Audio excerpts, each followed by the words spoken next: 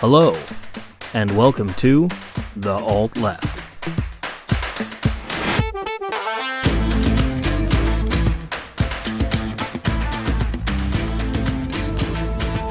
Welcome back, everybody, to this episode of The Alt Left in its entirety for once. It is episode 13. We are recording at the end of February on the 24th of 2021. I'm your host, Chris. With me, as always, is the good Reverend Dr. K. Good evening, everyone. And Matthew Tripod Smith. Hello and welcome back, everyone. We are back after some hiatus. Last week, obviously, all we had for you was the hot take because we kind of recorded this episode, and before editing, it was totally corrupted. Super fun times, right? Oh yeah, it was great. So, but it's okay. We pulled K back from the ledge.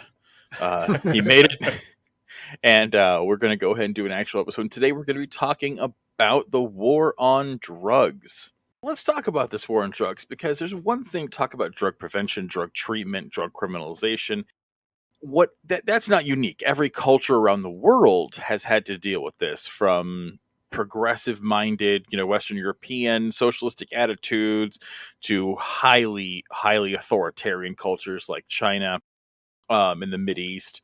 Every culture and every landed people have had to deal with what they feel is the answer to drug abuse and drug use. Well, I mean, it's kind of interesting. It's like almost as if once you've solved the problem of food, water, and shelter, the next two things human beings want to do is fuck and get fucked up. I mean, that sounds like a good time to me. I mean, to be fair, koalas spend their entire day high. Eucalyptus straight from the tree gets them completely baked. But the idea of having a war on an ideal, it's pretty damn American. I mean, we're the ones who had a war on communism and a war on drugs. Now I've got a war on terror. I mean, we love having wars against adjectives. Yeah, in and this they culture. never end well. No. At all. No, Not for anyone. It's hard to kill an adjective. Yep.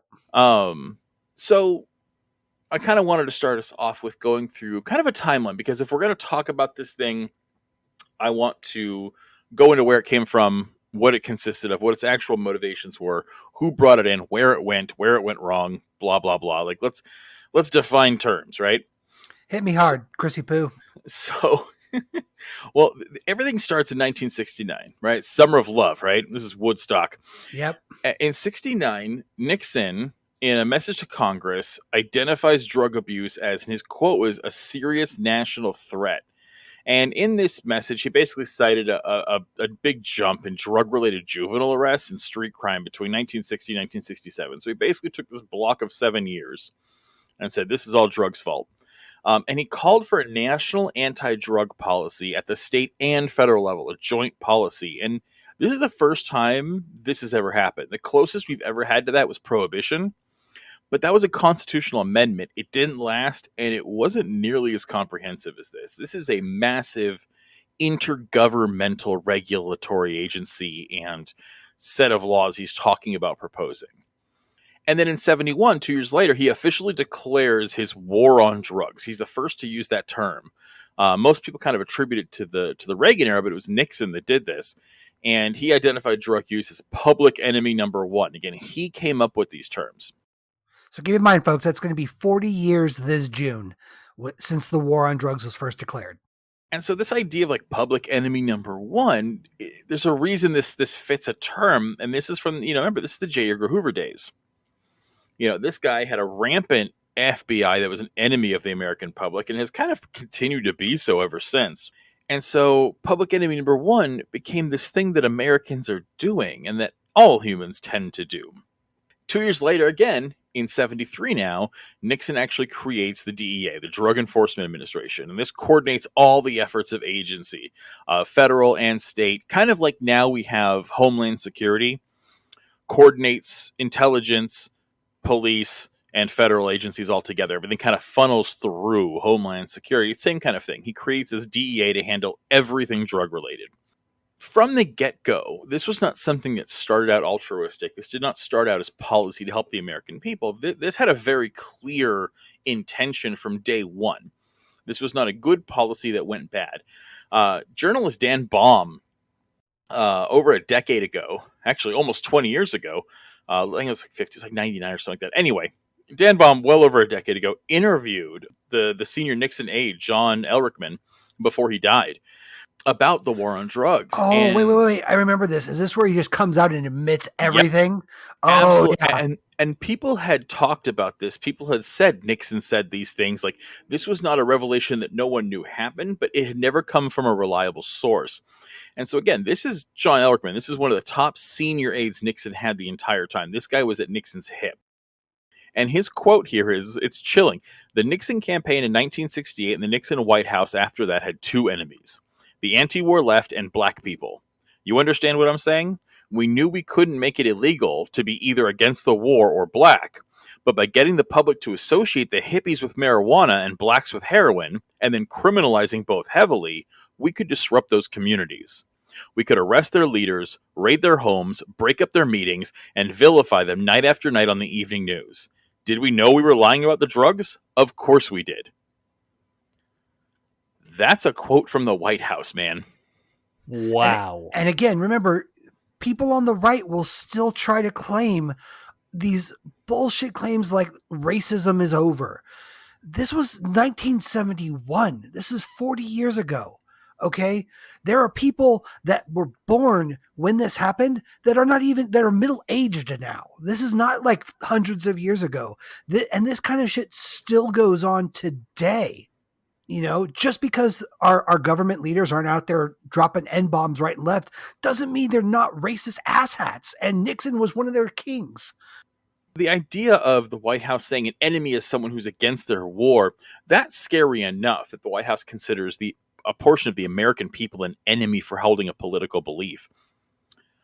But even that, you can have a legitimate argument like, well, what do you think about terrorism or fundamentalism or blah, blah, blah. They said their enemy was also black people, which, again, anyone who's a person of color in this country is going to hear that and go, duh. But to hear the president outright say, like, man, if I could just get rid of all the black people, you haven't heard that since Lincoln said that. Yeah. Also not the hero you think he is, but that's a different podcast.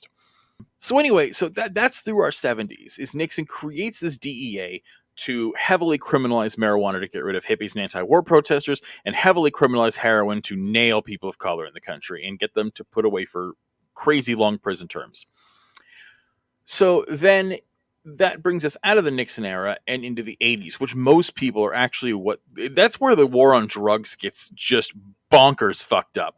And that's why most people think of the 80s when they think of the war on drugs. So in 82, Panamanian leader General Manuel Noriega, he allows Pablo Escobar to ship cocaine through Panama into the United States. We'll talk shortly how that happened.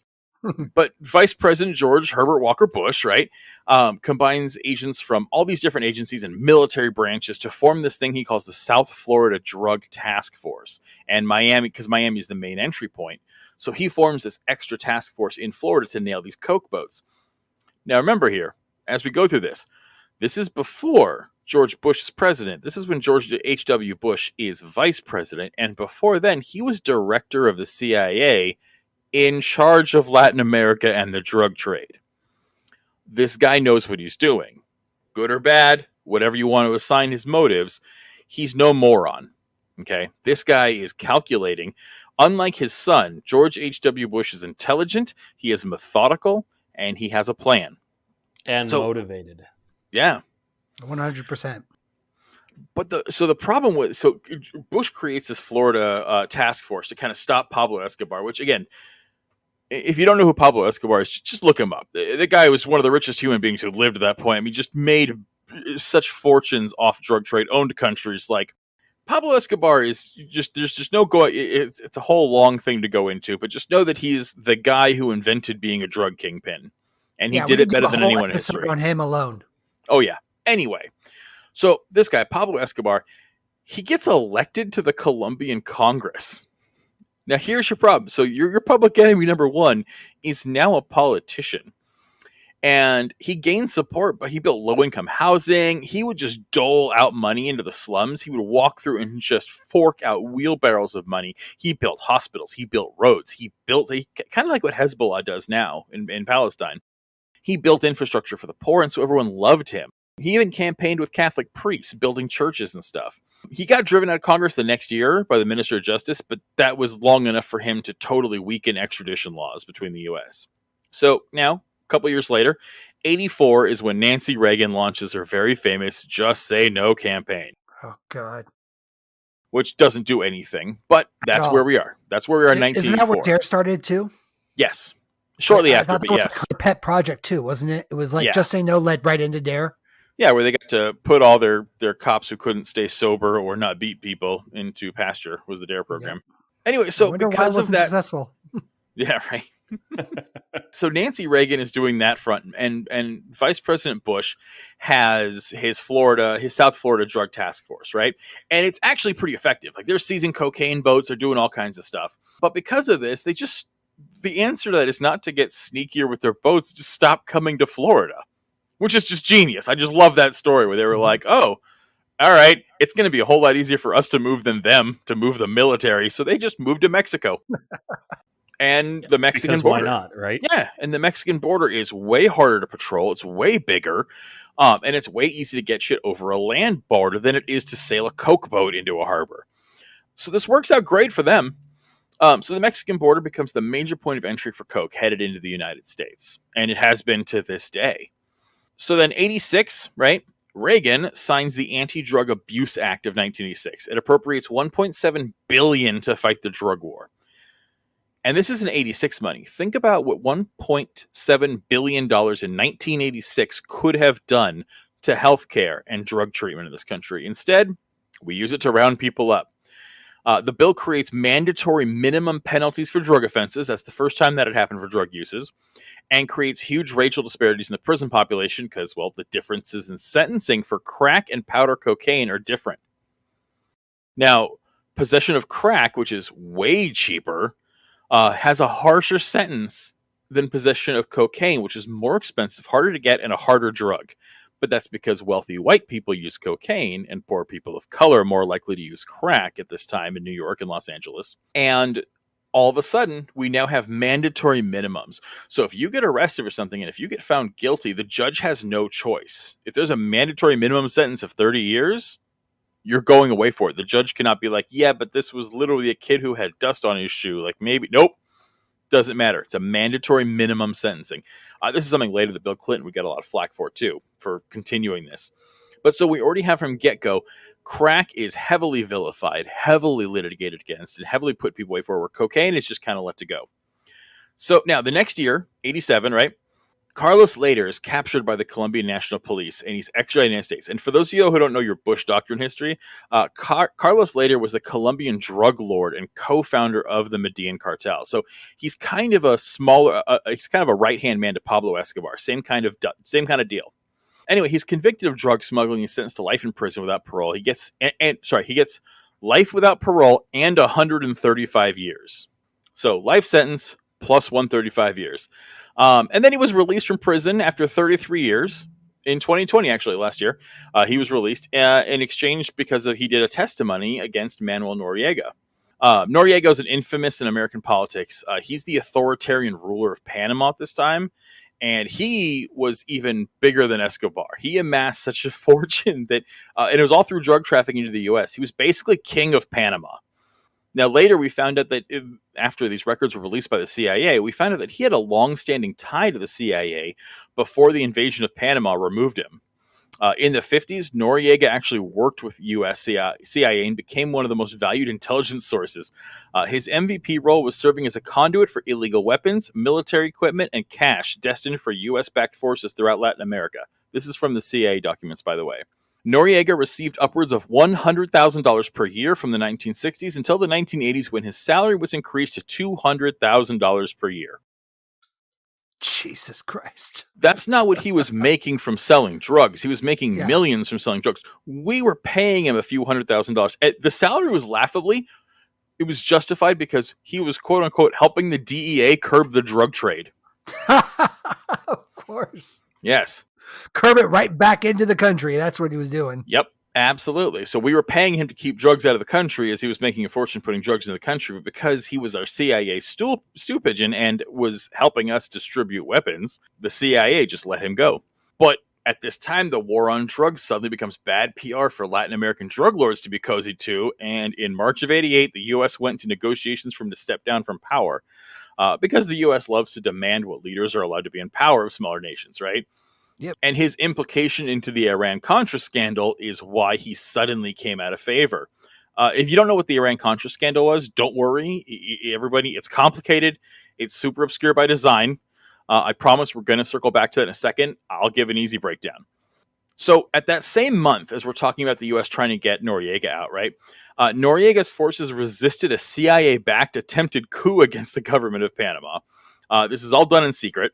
As relations continue to deteriorate, Noriega basically shifted his alliance to the his Cold War alliance. Remember, this is the Cold War's raging. He shifts over to the Russians. Starts cozying up with the Soviet bloc. He starts receiving military aid from Cuba, Nicaragua, and Libya. After the coup failed, American military planners basically began preparing contingency plans just to outright invade Panama.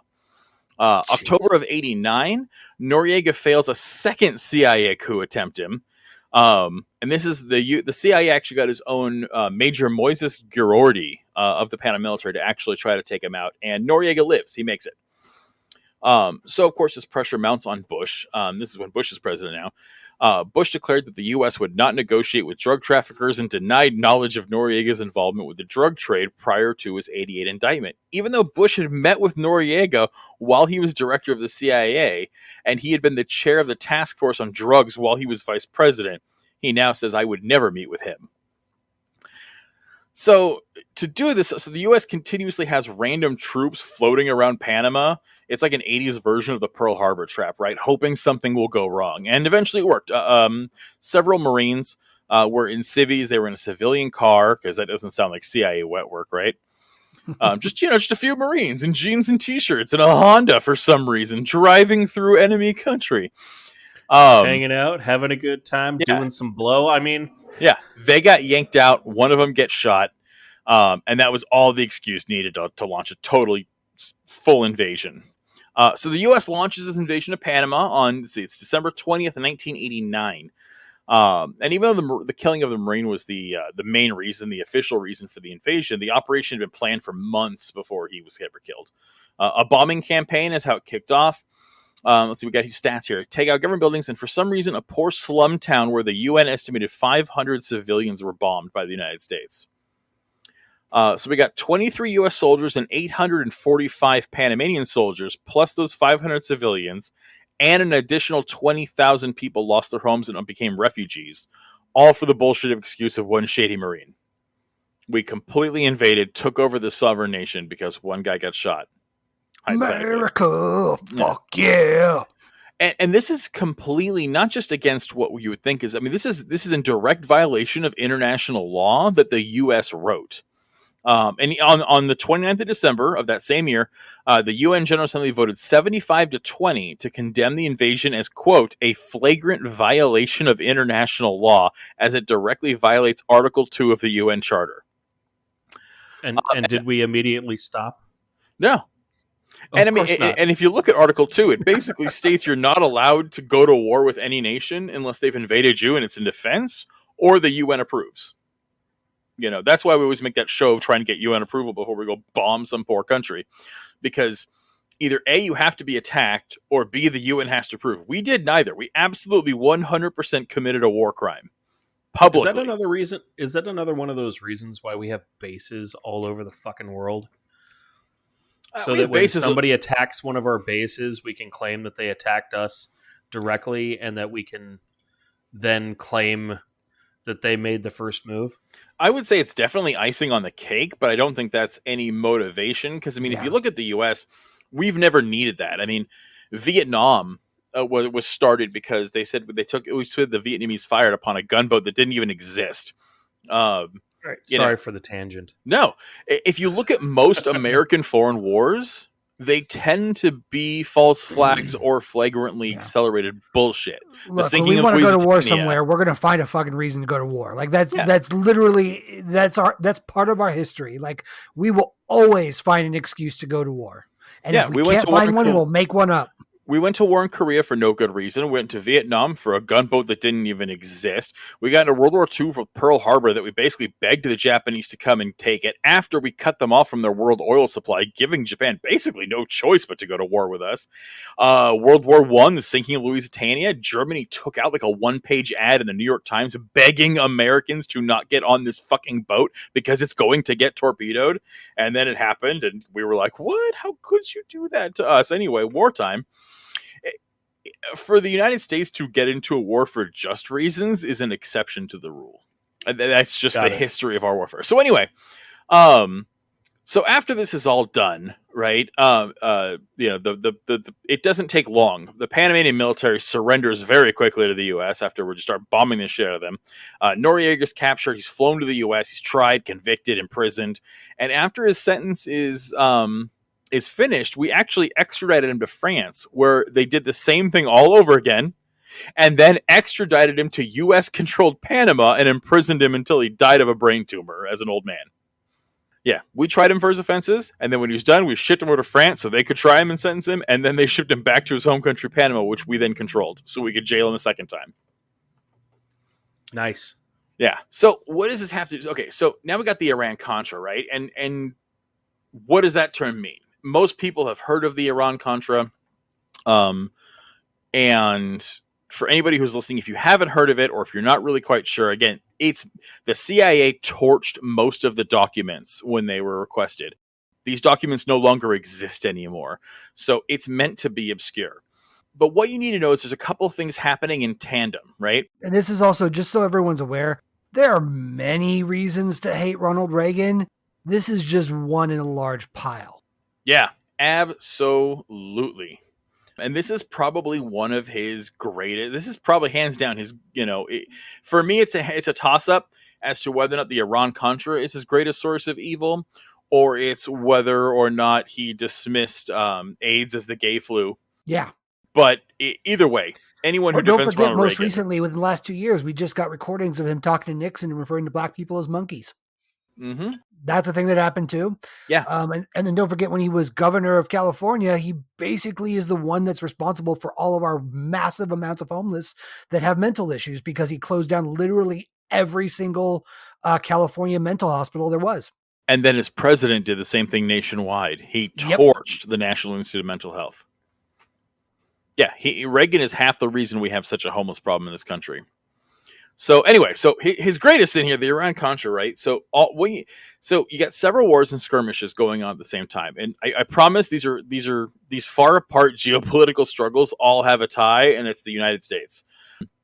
So to start things off, and I promise I'll make this the Reader's Digest version of the Iran-Contra. Iran is in a horrifyingly bloody war with Iraq, right? And it's been going on for 8 years at this point. One day we can do a modern Mideast war podcast, but all you need to know is the war consisted of terrorism, chemical weapons, trench and guerrilla warfare, massive artillery, air battles. The military death toll alone is over 1 million for the Iran-Iraq war. And this does not include the civilian death toll or the 100,000 Kurds that Saddam had eradicated in basically a pogrom or Holocaust. But just if you're talking about just combatants alone, it's over 1 million dead. And the reason this involves the U.S. is not oil for once. The U.S. was making a fortune selling weapons to Iran before the war. Iran and Iraq were basically the main split of Persia. They had wanted to conquer each other for a long time. War was kind of always coming. We were selling them a shit ton of weapons. But in 1979, Iranian nationalists and college students stormed the U.S. embassy, took a bunch of hostages, and kicked off what you've probably heard is called the Iranian hostage crisis. Some new controversial documents now show that Reagan was actually behind negotiating with these guys to hold off until the election was over to make Carter look weak. But again, why Ronald Reagan was an evil as fuck asshole is a podcast in itself we'll do one day. So anyway, once this crisis happened, Jimmy Carter, president in 1979, placed an embargo against selling any weapons to Iran. This makes selling weapons illegal and technically treason. After Ronald Reagan took office as president on January 20th, 1981, he vowed publicly to continue Carter's policy of blocking arms sales to Iran. And his justification was that Iran supports terrorism. However, a group of senior Reagan administration, this is some of the documents we actually got from good old Ollie North, a group of senior Reagan administration officials in the senior interdepartmental group conducted a secret study in July in 1981, and their conclusion, this think tank, was that Iran would fall to the Soviets for support if we didn't sell them weapons. So in 83, the United States launched Operation Staunch, which was a very public diplomatic effort to persuade all other nations in the world not to sell arms or spare weapons parts to Iran. We were very public about this, went to the UN. Nobody's allowed to sell weapons to Iran, which is what makes what we did so fucking embarrassing. But what does any of that have to do with the Latin American drug trade, right? Why is this part of the podcast? Oh, it all links, people. Just wait. Yeah, I promise there's a reason. I'm not just on a soapbox for fun. That's a coincidence. But and the connection is at the same time that the American government's now considering their options on selling weapons to Iran, Contra militants based in Honduras are waging a guerrilla war to topple the Sandinista Liberation Front government in Nicaragua. Again, super complicated. All you need to know, the Contras were a super nationalistic right wing. These were Nazi-esque, American business friendly enemy of the legitimate Sandinista government, which was socialist. See our problem here? If it's going to be against socialists, we will back literal Nazis to take them down. Guys who got a lot of business selling drugs to America. And Reagan hated these guys. The Reagan administration was just, again, the fight against socialism. The Cold War is hitting its apex, and we will not allow a socialist nation. The Nicaraguan government, not the Contras, right? No, so the Contras are the Nazis that are guerrilla warriors. They're trying to attempt to take over. The Sandinistas are the legitimate elected government of Nicaragua. The ones that you're saying Reagan hated, right? The Sandinistas? Absolutely. Cool. And this is a long history. Yeah. And so, from like the minute Reagan was in office in 81, one of the major goals of the administration was to overthrow that left-wing Sandinista government in Nicaragua and to support these right-wing Contra rebels. But Congress was not into this Nazi shit at all. Direct U.S. funding to the Contras insurgency was made illegal through the Boland Amendment. And in violation of the Boland Amendment, so basically, Congress immediately sees what Reagan's up to.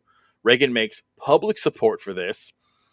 And Congress is like, no, these Contras are these are bad news. No, we're not doing this at all. And they actually make it a federal crime and treason to support these guys and fund them in any way, right?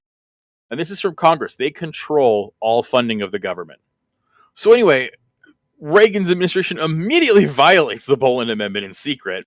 The senior officials basically continue to secretly arm and train with CIA spooks, the Contras, and provide arms to Iran. And the operation was called the Enterprise. So basically, the Contras are heavily dependent on U.S. military and financial support. We are completely funding, training, and arming these guys to take out the Sandinistas. And the second Boland Amendment that Congress made totally threatens that. It's going to break the Contra movement, and it actually led President Reagan in 84 under the National Security Council. And his quote here, this is Reagan talking to the NSC, "Keep the Contras together, body and soul, no matter what Congress voted for." That's what Reagan actually said, our president. That's a fucking quote from the sitting U.S. president telling the National Security Council to violate orders from Congress. Now, part of the sales also were an agreement to slowly release American hostages that had been taken by Hezbollah. And if you remember, again, Reagan first went on national television when this was first breaking and Ollie North was getting caught doing this, that his quote is, "None of this money we were never exchanging money and arms for hostages." And then 1 week later had to hop right back on national television once the evidence surfaced and had to basically say, "We absolutely did that, and I was totally lying to you." Had to admit it on air from the Oval Office. So what does that all wrap up to, right? What do we have? So the United States president violates his own executive order and a direct order of Congress to sell weapons to an enemy nation for hostages and money, and then uses that money to secretly and secondly illegally fund a fascist revolution of a peaceful socialist nation in South America. Even after all this has failed, the damage is done, and the CIA continued to shape politics in Latin America. That's history everyone knows. And part of that was opening up the American border for massive drug sales, making drug lords richer than ever and flooding the nation with narcotics that they then used to impose draconian prison sentences upon Americans. And this is why we go into that tangent, because it's such a yarn ball. Yeah, You know, I mean, there's so many different moving parts to this. Mm-hmm. You have to kind of know where everything fits in. But like, this war on drugs was really a war on American people. Like, that's really who, especially the American poor and minorities. You 100% have to understand that first and foremost. Once you understand that, everything else that's going on makes 100% sense. Yeah, and you know, it starts off as Nixon having a war on political opponents and black people, and then Reagan utilizes that to stir up dissent and rile up the American public to help continue this war on drugs, and then again funds selling weapons to enemy nations and supporting fascist regime takeovers so that they can sell more drugs into the U.S. and promote American business and intelligence. Again, do I think Reagan drew all this up? Of course not. His vice president was the director of the CIA. Of course that's where this came from. This is the brainchild of Herbert Walker Bush, but Reagan signed off on it. And just as most of the sins of the W presidency definitely fall on Cheney, if you sign your name on it, you're at fault too. Yep. And so that's through our Reagan. So that's where all this came from. So this idea of the war on drugs is, we talk about mass incarceration, documentaries like The 13th, you know, come to mind, and you know, amazing books like The New Jim Crow spell this out for us. And where that's left us, and again, these are actually from Michelle Alexander. She's an ACLU lawyer and civil rights advocate. She's the one who published and wrote the book The New Jim Crow years ago. And it was the first true expose on this. Most people didn't connect the Iran-Contra, didn't connect Nixon, didn't connect the DARE program. She was the one who drew these pieces together, right? And what she's found, and again, her foundation, her work still tracks us to this day. And right now, the stats are, because of all of this, because of this war on drugs, and because we have definitely, absolutely looked for a system that will incarcerate and destroy the lives of people of color, America is a pretty shitty place. The U.S. has our stats are the U.S. has over 2.4 million people behind bars. That's an increase of over 500% in the past 30 years. Think about that. Not by population. Those are raw numbers. It has just increased 500%. Our population has not. That is not per capita. And globally, we have 5% of the world's population. And you would think we'd have about 5% of the prisoners. We have 25% of its prisoners. That's it. A quarter of the world's prisoners are all in the United States, even though we only have 5% of the population. And then in there, 75% of the people who are in state prison for drug convictions are people of color. And black people and white people sell and use drugs at the same rate. This has been found in every area of the country. Regardless of state, regardless of city, black people and white people sell, consume, and purchase drugs at the same rates, right? But in New York alone, 94% of people who are in prison for a drug offense are people of color. Over the last 20 years, state spending on prisons has grown 6 times higher than the spending increases on higher education. And this has led to a system where black people are arrested, put through this racist system, and churned out. And it is all because of this bullshit war on an adjective. And we don't see this in other countries, do we? A couple more stats on that. Let me just give you some numbers for the minority thing. So black Americans are 4 times more likely to be arrested for marijuana charges than white peers. They make up nearly 30% of all drug-related arrests, despite accounting for only about 12.5% of all substance users. Obviously, some big disparities there.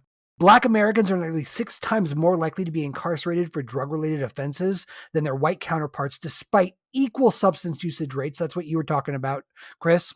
Almost 80% of people serving time for a federal drug offense are Black or Latino. And in state prisons, just to give you some more numbers on this, people of color make up 60% of those serving time for drug charges. Overall, this is nationwide. And Chris was talking about a 2.5 million people in our prisons in the United States currently. Yep. So what that actually equals out to is 0.7% of the US population. That's almost 1%. Almost. Yeah. And it One doesn't whole just percent of the entire population of the United States is currently incarcerated. Yeah. Think about that, folks. That's a lot. And it doesn't just stop there either. Like, it goes past just arrest too. In the federal system, the average Black defendant convicted of a drug offense is going to serve nearly the same amount of time, roughly about 60 months, as a white defendant would for violent crime. A Black person gets busted for drugs, they're going to serve roughly about the same amount of time as a white guy that gets arrested for, murder, manslaughter, something like that. Absolutely. Ridiculous. People of color account for about 70% of all defendants convicted of charges with a mandatory minimum sentence, going back to your mandatory sentencing there. Prosecutors are twice as likely to pursue a mandatory minimum sentence for a Black defendant than a white defendant charged with the exact same offense. And Black defendants are less likely to receive relief from mandatory minimums, so less likely to get off early and things like that. On average, the defendants are subject to mandatory minimums, spend 5 times longer in prison than those convicted of other charges. Okay? Don't tell me that we don't have a problem with systemic racism. Just because these people aren't dropping N-bombs or going to Klan rallies doesn't mean they're not racist. They are part of this system. They are actively participating and engaging in these things. And this is what we're talking about when we mean systemic racism. And be wary of these facts, because people on the right will often challenge you and try to bait you and say, give me an example of systemic racism. This right here is a perfect example of what we're talking about. This is systemic. Just because you aren't a Klans member doesn't mean you can't be racist. Well, and just because we have a war on drugs and that war on drugs is unjust doesn't mean that we actually don't have a problem with drugs in this country. We absolutely do. And in the United States, we have a horrible view on how to handle those people that do drugs. We love to put people in jail for doing drugs. So the question is does it work? Does putting people in jail for drugs work? Well, yeah, that's why no one does drugs. Well, yeah, they go to jail, they get out, they're clean, there's no recidivism. Yeah. Oh, wait, that's not true. Not at all. In fact, and I've got numbers on this too. Incarcerating people for drug-related offenses has actually been shown to have little to no impact on substance misuse rates. Instead, of course it doesn't. It's the opposite, actually. Incarceration is actually linked with increased mortality from overdoses. And in the first 2 weeks after their release from prison, individuals are almost 13 times more likely to die than the general population. Yep. Of course. So my question is what do we do to fix it? And there's something very interesting. Longer sentences. Longer sentences aren't going to do it at all. Yeah, not quite working. Oh, damn it. Sorry. I was hoping if we just kept at it, it would eventually work one day. No. We tried that. It doesn't help.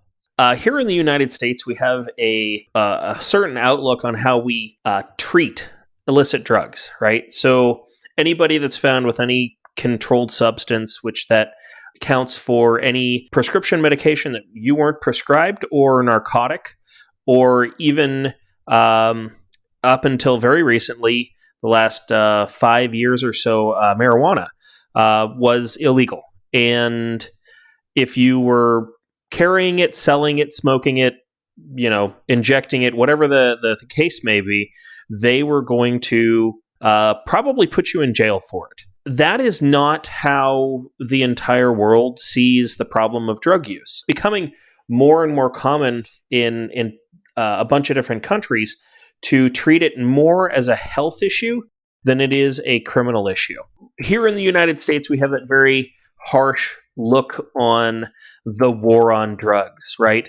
And they decided that they were going to put anybody who had any drugs on them or smoked any weed or did anything, they were going to put them in jail because that's where they needed to be because they were criminals. And that's how a majority of the world actually looked at it until approximately 20 years ago. So I'm going to talk about specifically Portugal because I think they were probably one of the first countries that started out with a different idea, and that different idea was the decriminalization of illicit drug use back in 2001. So in the early 1990s, the population, 1% of the population of Portugal was addicted to heroin. Now, that's 1 in 100 people. And they found that they could very rarely find any families in Portugal that didn't have someone that was associated with that family that had a problem with specifically heroin. We're not talking about pot, we're not talking about the other drugs, although those are also been decriminalized. So back in 2001, they started what they called the drug strategy. And they decided, instead of the tested strategy of criminalizing drug users and the population that like to use, that use it recreationally, they were going to do something very different. They followed the science on this. Now, there was a whole bunch of medical professionals that they turned over this idea to, and they basically said, look, instead of putting these people in jail, what we need to do is help them. So we need to take away the stigma. We need to take away the reason for people wanting to use drugs, right? And that doesn't mean that all drug charges went away. No, they still put people in jail for trafficking drugs. So anything that's over what they would consider a usable amount in approximately 10 days. And those are specific to each type of drug, depending on how much you get to have on one's person. Correct me if I'm wrong, but so the policy basically centered around one of like for users, taking the stigma off and focusing on treatment, and refocusing police efforts on getting rid of the people distributing and importing. Is that correct? No, it's not. So they weren't focusing on the people that were bringing the drugs in, although, I mean, obviously that's something that they still do, but they took away the need for the police to go and start looking at every individual as if they're a drug user. So you can walk into the police station. If you had a gram of coke in your pocket, you're not going to jail. Now, they may confiscate that gram of coke. They may assign for you to go to their specific commissions that deal with drug users, and you may be required to pay a small fine. Point is that it's not a criminal matter. You don't go to jail. You don't go in front of a judge. It's not put on your permanent criminal record. It is not considered a criminal issue. It's considered a health issue. In the early 1990s, they found all of these problems with drugs that were happening, and they decided to change how they were going to think about reacting to it. Okay, so they started all these drug outreach programs, had this radical idea of decriminalizing drugs and taking it away from the criminal system. So they don't have anybody, they have not in the last, I think, 20 years, put anyone in jail for possession of illicit drugs for personal use.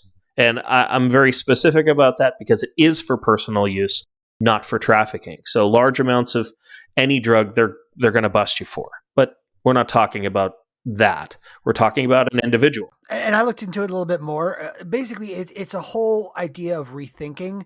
It's this acceptance that there are people out there that are always going to use, and the best way to treat it is to take the stigma off it, give people a safe environment in which to use, so that, in the case of like, heroin and things like that, you're not sharing needles, spreading things like hepatitis C, AIDS, things like that. So HIV. Yeah. And amazingly, when you do this, crime rates drop, deaths drop, the instances of these diseases drops, people start living happier lives, and you're able to treat drug addiction and people can actually get clean. Amazing, right? So drug use overall has gone down. All right, so these numbers come from the EMCDDA, the Portugal Country Drug Report of 2017. So we're talking about marijuana, cocaine, and the use of prescription pills. So Portugal, for marijuana use, had 5.1% of the population. So our next was Britain at 11.3, France at 22.1, and then the Netherlands at 16.1. That means that the second lowest of 11.3 from Britain, they were still half again as low. Current numbers, I mean, as current as we can really get, right? So, and then cocaine use. So in Portugal, it's 0.4% of the population uses cocaine. In Britain, that's 4%. That's an order of magnitude. That's a lot, just in percentage wise. For France, they have a 2.4%, and the Netherlands of 3.6%. And we're not using the United States to compare just because this is in the same region. Okay, wouldn't be fair to compare them to us here in the US. And then pill use, it's even crazier numbers, right? So pill use, prescription pill use, it's 0.6 for Portugal. For Britain, they use 3.1%, or 3.1% of the population uses prescription pills. France is 2.3%, and then the Netherlands is 6.6%. So again, an order of magnitude, 10 times the amount of people in the Netherlands use prescription pills than do in Portugal. Now, these numbers are far and away much lower than any other country in the surrounding area. And it's due to the fact that they have shifted away from incarceration and moved to the expansion of substance use disorder treatment. Okay, so what that means is that if a person is found with a small amount of illicit drugs for personal use, they can be fined, like I said before, and they will have to report to a commission within 3 days. And what happens during that commission is they're interviewed, they're talked to. The person can do one of two things. They can be referred to other services, such as psychological or drug treatment, or literally, they can walk out. And there's no marks against their criminal record. There's no reprise. Now, if within a certain amount of time, if they're caught with drugs again and by a police officer, the fine goes up and they can be ordered to participate in drug treatment, things like that. But it's still not criminal. It's a health issue to them. That's the way they view this. They don't view it as a criminal issue. And that's the big difference between the way that we look at it here in the United States and the way that they look at it, and the way that a lot of other countries like Mexico, Matt, who else did you say was also is starting to have the same outlook on drug use? Just in doing this research, there's 10 countries that have done something similar. I think Portugal by far has taken the biggest steps because they've done this as a country. But other countries have taken similar, not as far out there as Portugal has gone, but, allowing small amounts of possession and things like that, decriminalizing. Ecuador, Uruguay, the Czech Republic, Switzerland, Croatia, Argentina, the Netherlands, Australia, and Mexico have all taken, smaller steps along the same path that Portugal's already taken. Even here in the U.S., places to safely inject, needle centers and things like that are happening in like San Francisco, for instance. And the reason this is being done is because it just makes sense. Whether you're pro-drug or anti-drug, whatever, if the goal is to get less people using, lower crime rates, keep people out of prison, keep people from dying, those I'm assuming are the goal of the average person, regardless of which side of this argument you're on. I'm going to yeah, how could it not be? Yeah. And so if those are your goals, and this is kind of a similar approach that we take with like things like abortion and the weird stances that the right takes, but to not dive too into that, let's look at what our goals are. Let's look at what we're doing. If what we're doing is not achieving our goals, then we need to change what we're doing. Other countries have changed what they're doing, and what those changes have done is started to achieve these goals. Kay gave you guys the numbers on that. And that's kind of what we need to be doing. We need to rethink the way we treat these people, because they are people. They're people in a health crisis. That's what they are. They're not criminals. Only reason they have suddenly become quote unquote criminals is because we've made what they're doing illegal. That's literally it. Just keep in mind, like tomorrow the US could say that owning blue pants is illegal, and anybody owning blue pants would now be a criminal by definition. Legality has never been a guide of morality. And we so often do that in conservative cultures, and especially America. We really like to hold the law up as this indivisible, perfect thing where disobeying the law, being a criminal, makes you some other lesser being. Let's remember, the Holocaust was legal. Slavery was legal. Jim Crow was legal. This war on drugs is legal. Just remember that legality has never equaled morality. It is not a barometer for it. In fact, it is often not. Legality and the criminal justice system exists to maintain the status quo and exists for the owners of property to control those without it.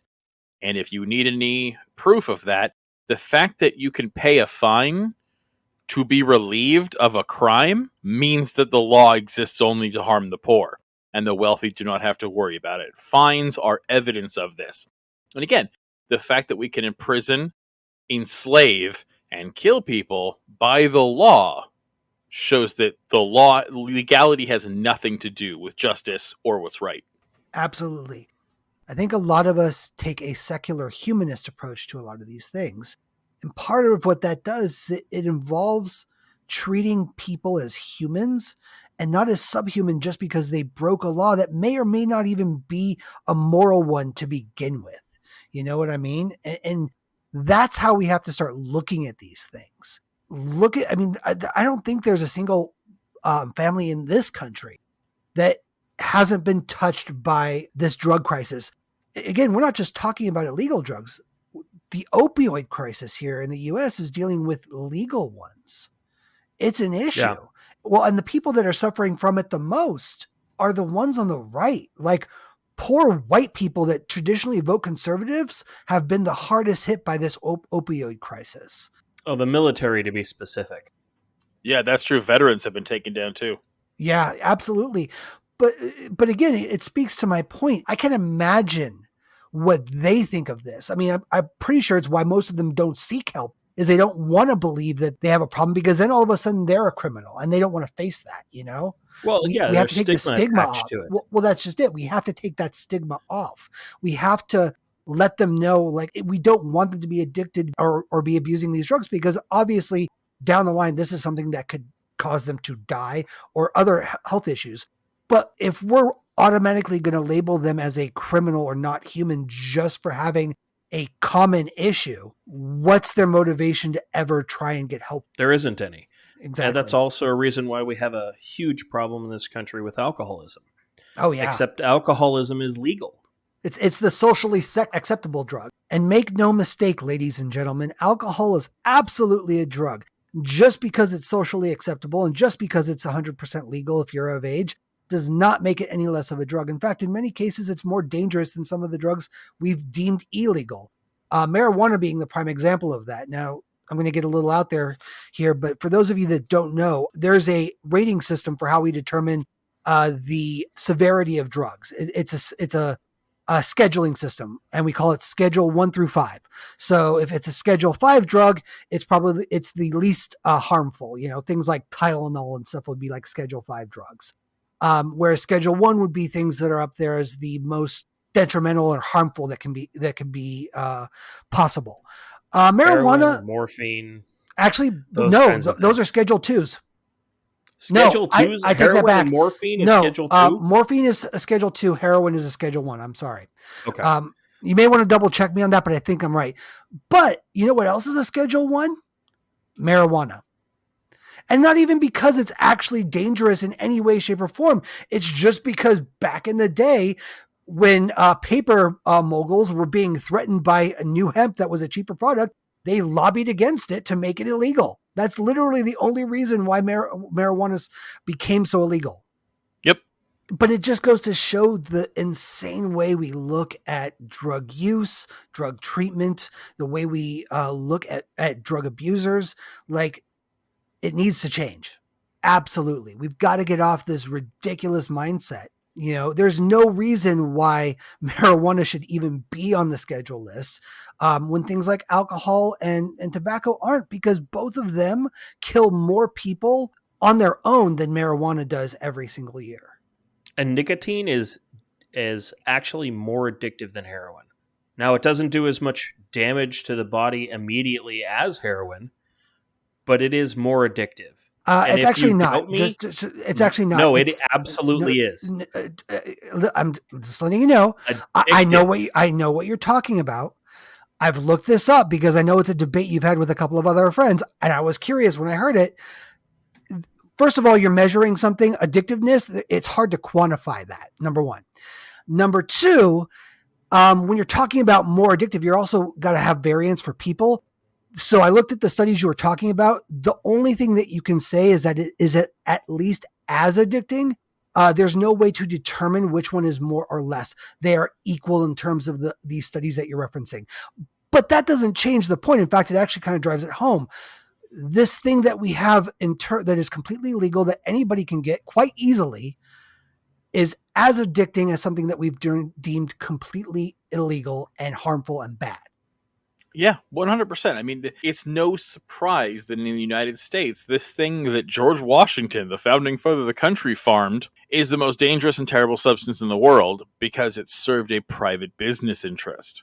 The war on drugs and drug enforcement has never been about public health or the public good. No. Not once, not ever. This is not about keeping kids safe. This is not about, arresting criminals.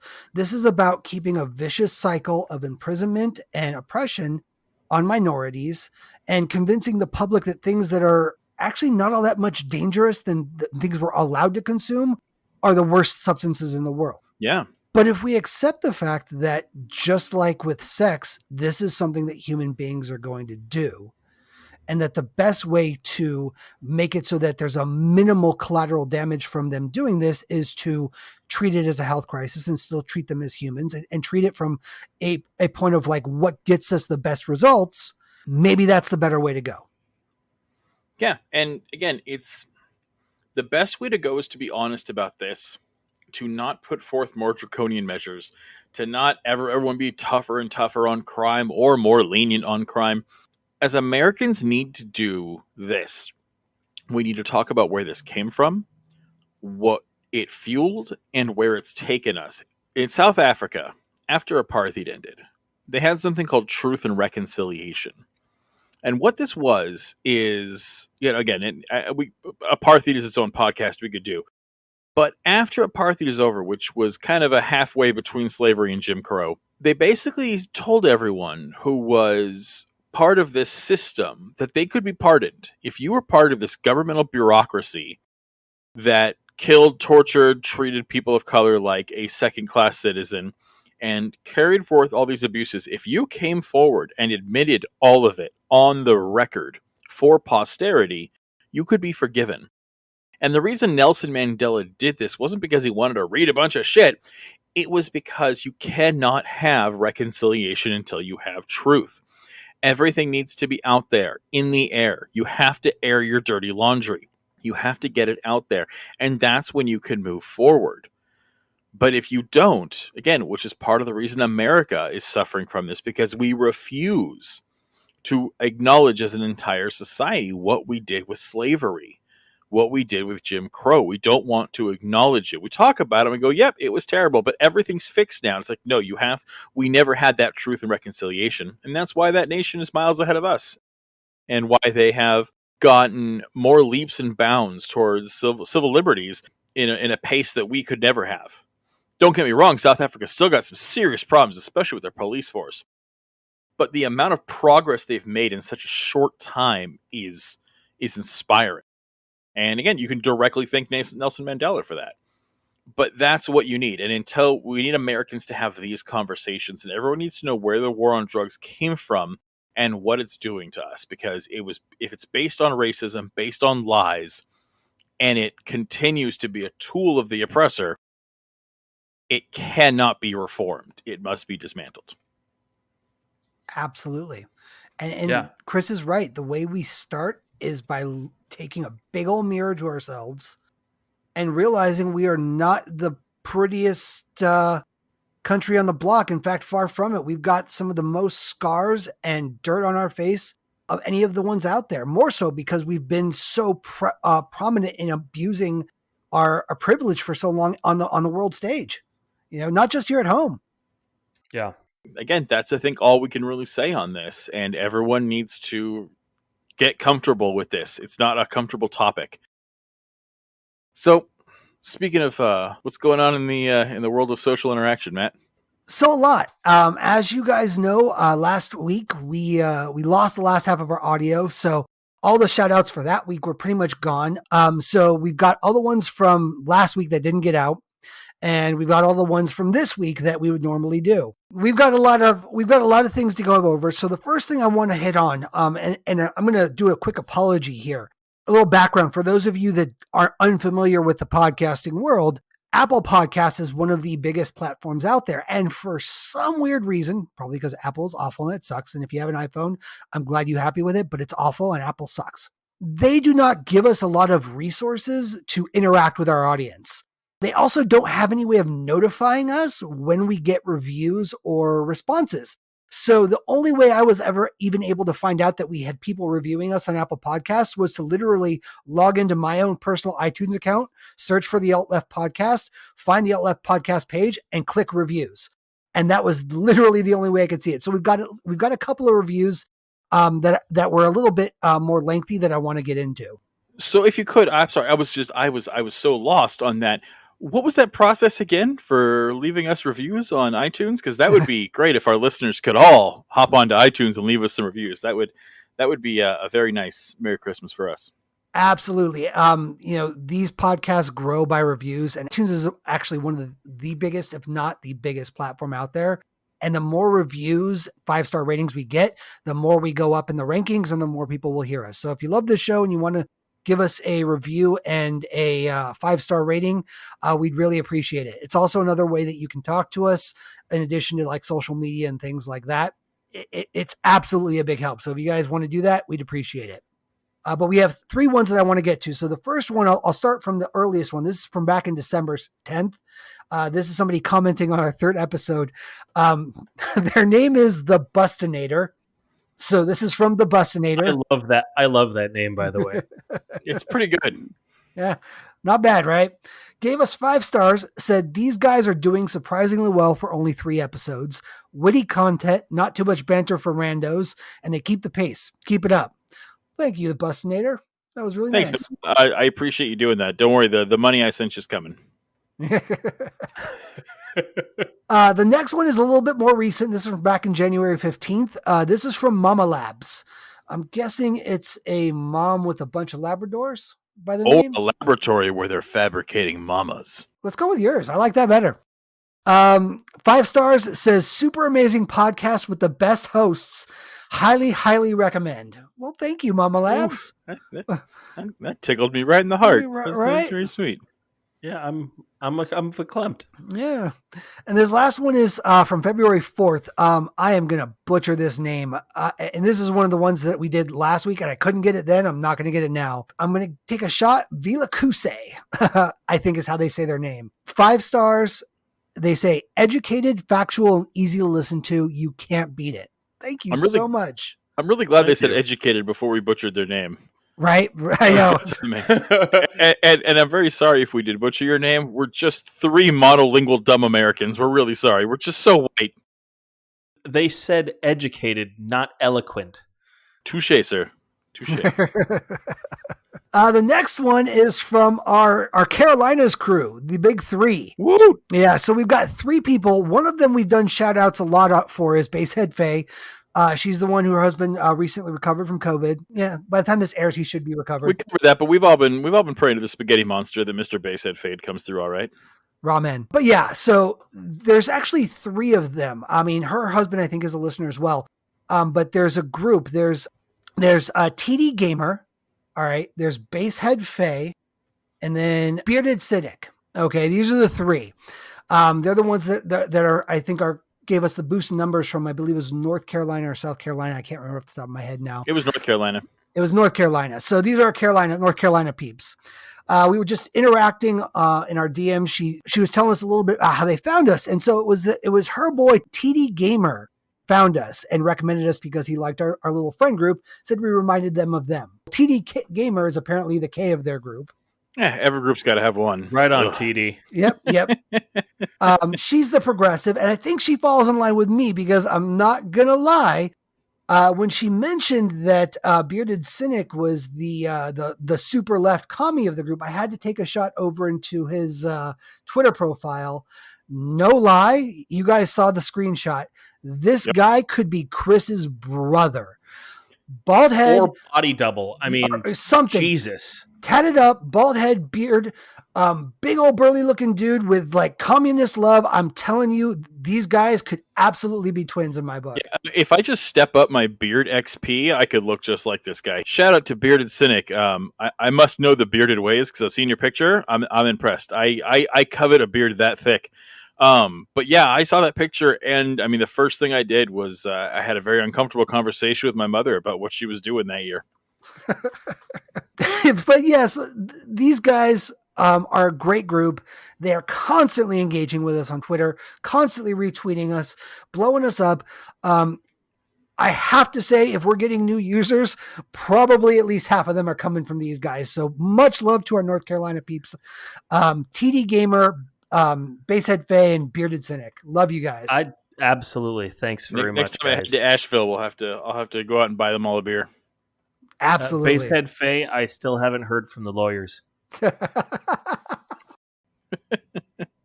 She'll know what that means. I wanted to give our listeners an opportunity to ask us questions directly, which is why we've gotten so much feedback. So we've got two that came on Instagram. One is from Xmas Monkey. This is a little bit long, so bear with me. I'll try to take this nice and easy. Hey guys, love the podcast and listen each week.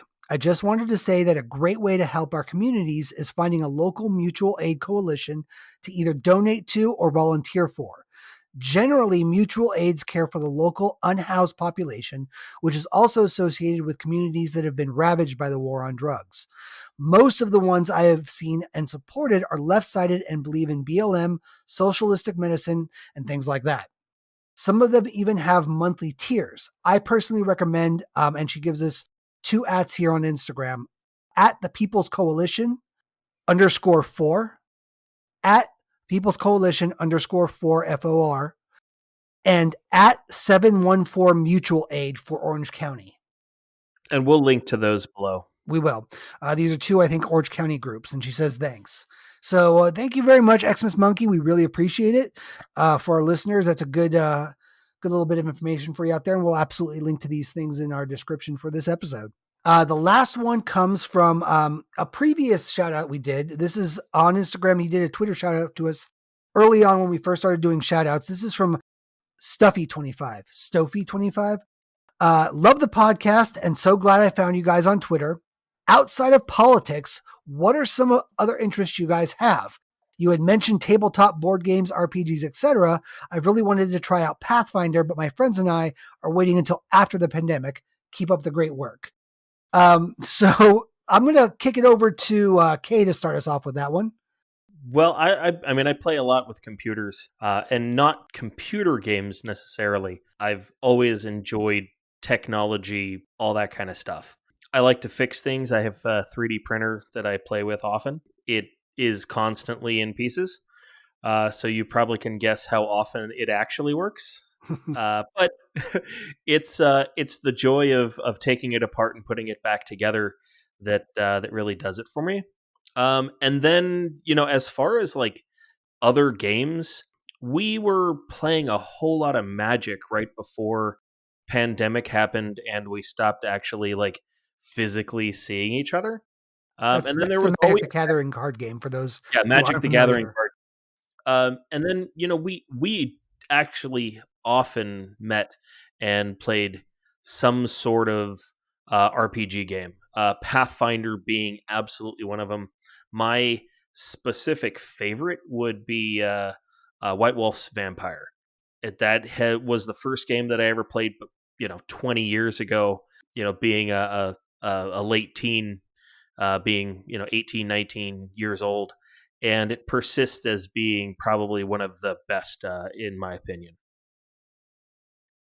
For me, I am into, like Kay, I also am big into computers. I built my own system here.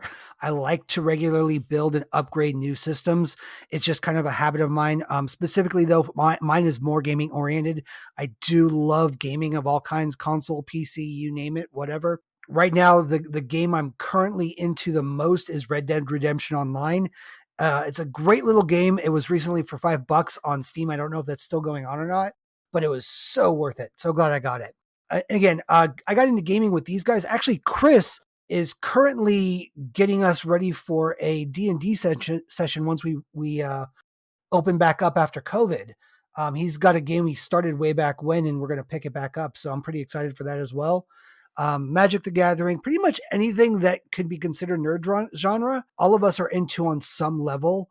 Comic books, superheroes, movies, TV, you name it, we're probably into it. So if anybody ever wants to hit us up about those things, feel free. Chris, what about you? I mean, again, there's a reason the three of us have been friends for quite a long time. We have a lot of similar interest. So my first and foremost love is actually always going to be politics. It's what I'm here for. I'm finishing my BA in history right now. I'm moving into grad school. Social welfare and politics are just my jam. It's what I'm always going to be passionate about. In terms of my nerd flag, yes, I am a huge gamer, huge RPG fan. When it comes to video games, my favorites of all time are Skyrim, Mass Effect, Fallout. These are my go-tos. I literally, my Xbox in my bedroom is just my Skyrim machine. That's all it is. It is my Skyrim machine. And I have it on my PC because some jerk named Matt helped me build a rig because I don't know anything about hardware. I can port forward your router with my pinky broken and my eyes closed. But man, you want me to put a motherboard in and I am a monkey hitting a rock into an oyster. So thank God for this guy. But anyway, I have recently this last year gotten into PC gaming. I'm actually huge into Star Trek Online, as old as that is. I've been playing that for about a year. I just recently, Matt and I, actually Kay tried out to, gotten into Red Dead Redemption 2 online. So yeah, I've been playing a whole lot of that. And yes, my number one nerd love beyond gaming though is going to be gaming. Tabletop RPGs is where it is at. I discovered that right after high school. Fell in love with everything. Pathfinder, by the way, I do recommend. It's a very good system. It's much better than Dungeons & Dragons 3.0 or 3.5. However, or 4.0, I mean. However, D&D 5e is better than Pathfinder. It is streamlined. True. It is all about storytelling. You don't have to be some nerd crunching numbers for 3 hours to make sure you get this exact perfect progression. Nope. It's all about telling a good story and having a great time. And D&D Beyond makes it so easy to build. Yep. So easy to build. DndBeyond.com online is an amazing resource. They have interactive character sheets and books and all kinds of resources. Check it out. Yep. And so I think D&D 5e is great. I'm actually always, though, going to be a number one White Wolf fanboy. And I do not like Requiem, and I do not like 5th edition. I'm a purist. I like revised in V20. I will always love the 20th anniversary of Vampire, Mage, Werewolf. I will always be a fan of that 20th anniversary saga. That's because V20 is where it's at. It is. And my friend Drew and I are kind of the two forever DMs in our group. So we kind of trade back and forth on who's DMing the game. But yeah, we play White Wolf, we play D&D, we play anything we can get our hands on that's good. We've done all kinds of weird Star Wars games too. That Star Wars game Drew ran was really fun. Game was. We played a Crimson Skies game, which is a board game that was based off of a video game. It was fantastic. So anyway, yes, I am a giant gaming nerd, and that's my life. It is politics, academia, and RPGs. That's all I care about. Right on. So that pretty much ends our shout outs for this week. Thank you as always to everyone that's interacting with us. I mean, honestly, you guys are making this worth it. The conversations we've been having in the groups that we're in amongst each other that this podcast has started have just been phenomenal. The North Carolina people, the ones in our progressive groups, even the ones in our podcasting groups, everyone has just been really great. We're developing this small little community of ours, and I just can't thank everyone enough. It's been great. Keep it up. Yeah, and reach out as often as you like. I don't care if you've talked to us before. Our Instagram and Twitter and Facebook are there. Matt is super bored. He has nothing to do. He doesn't have a family or a job. He literally just sits at home. No wife, no children. He has a printed picture of the podcast logo, and he sits in a corner rocking back and forth holding it. And so please hit it up. Let him get back to you. He has nothing to do. I don't care if you're divorced. Hit us up. Talk to us. Tell us what you like. Tell us what you don't. Chat with us. But thank you for sitting through this with us, guys. You are amazing. We love you. And until next week, when you let us into your holes next Monday, take care of each other. Take care of yourselves. And remember, the revolution is you.